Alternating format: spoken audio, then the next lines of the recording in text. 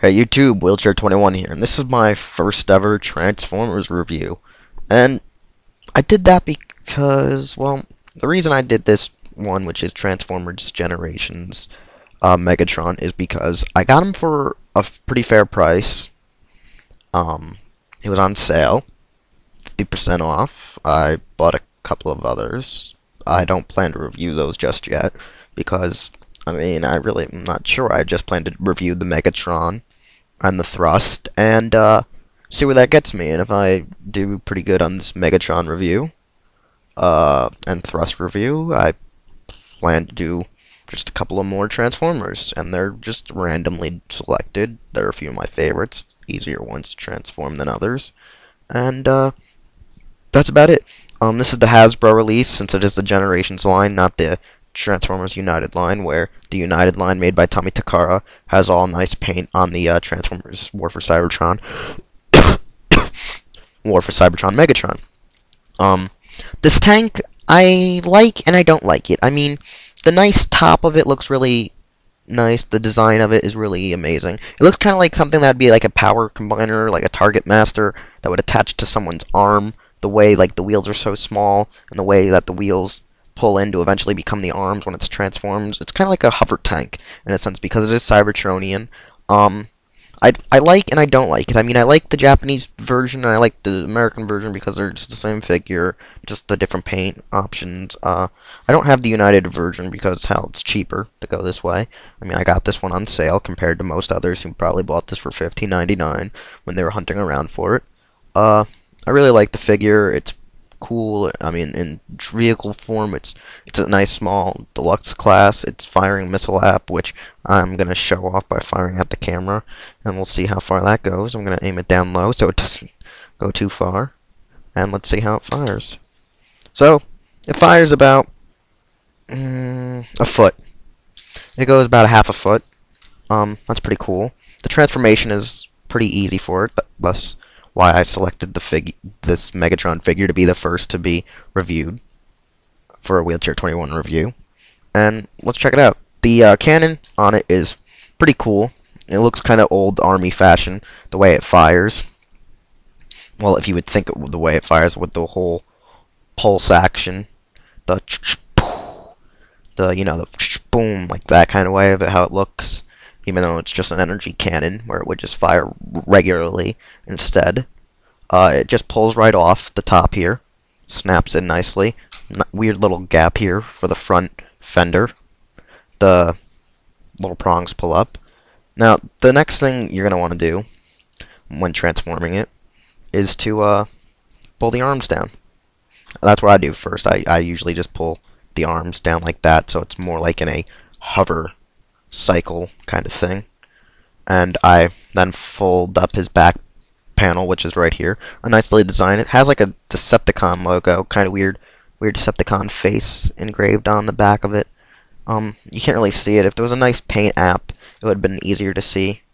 The War for Cybertron game, I liked the toy when they made it. It's cool. It's really easy. It's really like kind of almost like Super Sentai Mecha, the way like how the legs fold out like such, to fold out like this and flip down. I mean, in a Sentai, usually the body would rotate the legs after you form them, and you get the legs filled out nicely and locked into place. I usually then pull it up on its feet, get it nice and level, and you're almost complete once you do that. I mean, I'm gonna zoom this figure out now, so as you can see in the background, my Tato Ba and my Shinken Red SHF's standing there waiting to be reviewed. Yeah, they make a little cameo in this review. Now, for this figure, you pretty much see, as I said, you're practically done transforming it. All you gotta do is carefully get the little hands unfolded out of the compartments here, which is difficult for the upper hands. I usually have to use something to wedge them out because I'm always afraid I'll break them. I'm going to use my the Deno Rod, yeah. Then, oh god, the hands are so freaking spinnable and posable, which is why I like this figure. It's a really posable Megatron for a deluxe figure. I mean, it's probably my favorite figure I've gotten in a while out of the Transformers toys. And the hands just close up as so. It's kind of pretty cool. Kind of looks pretty badass. I mean, this Megatron's hands, they don't lock right in all the time. They do some of the time. And he has like this epic, like, I'm gonna get you hand, evil kind of pose. It's where it's like, bow down to me, or kind of like, boom, like I'm gonna shock you kind of hand. Kind of like the Force with the Jedi, because he like to use the Dark Energon vibe in the game. You spin this around and you lock it into place like this. So what you want to do is, it's like this originally. Wait, no. It's like this. And then what you're going to want to do is pull it down. I'm going to do it as such so it's easier. Pull it down. Spin it. I spun it all like, I don't know, 90 degrees more than needed. And you're going to want to pull the arms down. Actually, you pull them up and make them into a diagonal pose, kind of like a V shaped. I'm going to need to turn this on the side and keep pulling until you get them snug. And once you see that they're pulled down all the way, you pretty much are complete. All you gotta do is flip them back around, flip the back up, flip the front, flip the head, pull the crotch up, which is creepy, and put it up to his chest plate. So pretty much you're exposing Megatron to guard his head hole. Yeah, you remove the thing protecting the family jewels to protect the freaking hole that his head goes in. I don't know. It's funny. It's what makes me laugh when I play around with this. But pretty much you're complete. I just got to snap on the little energy cannon. Well, not little. It's freaking huge. I mean, it's bigger than his arm, which is kind of awkward. I mean, like, mostly Megatron's energy cannons are just a slight bigger than his arm, not ever so extended out. Maybe in the toys they are. I haven't bought all the Megatron toys. I've only bought a few. I mean, I rarely buy Transformers now since I'm freaking old. Well, almost as old as, well, not, like, almost as old as Beast Wars is. So, I mean, it's crazy for a kid, teen, young adult to buy this crap sometimes. I mean, I only buy Kamen Rider because, hell, it's something I do. I collect it. It's a hobby. Transformers isn't really a hobby, except as a hobby, as in I like to watch the show.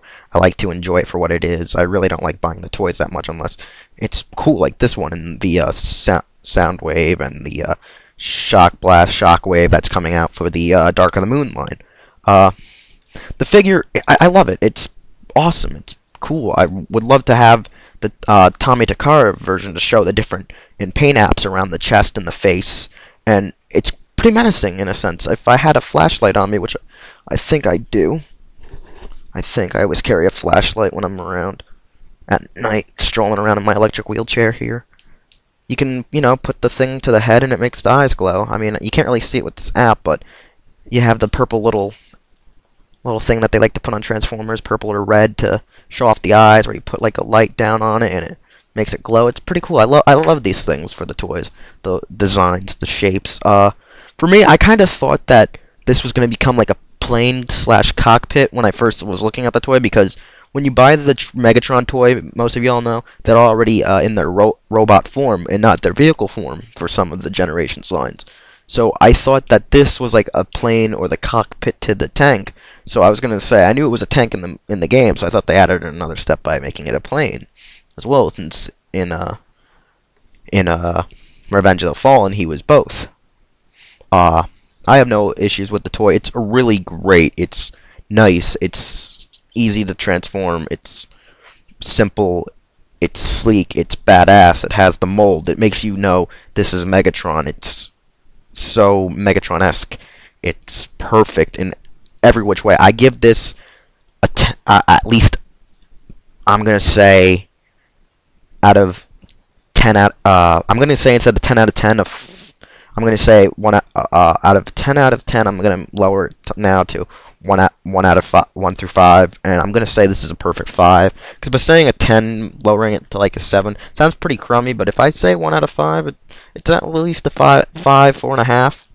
I mean, the Japanese edition is surely the 5, and this one is surely another 5. And I'm gonna say for an American-wise product, for the different paint apps, it's a 5. It is a 5. having the Japanese Tomy Takara one, I would say it was also a 5, and then label this as a 4.5. And it's great. Anyone who has this, I congratulate you for buying it. It's great. I love this figure. I love the posability with it. I mean, one of my favorite things to do once in a while is put him into the Undertaker pose. I don't know why. Since it looks funny as hell, I make Megatron get down on the one knee, put him down in it, and I have him doing the whole Undertaker rest in peace pose. And it looks pretty awesome. I mean, that's my favorite thing about this Megatron. And I hope you get a kick out of it too, with why I like it so much. It's just so perfect, doing the whole rest in peace. And in the end, hell man, this is Megatron. If you don't rest in peace, he'll put you to pieces. So, this was a Wheelchair 21 review. I hope you enjoyed my first Transformers review. And I'll see you later, YouTube.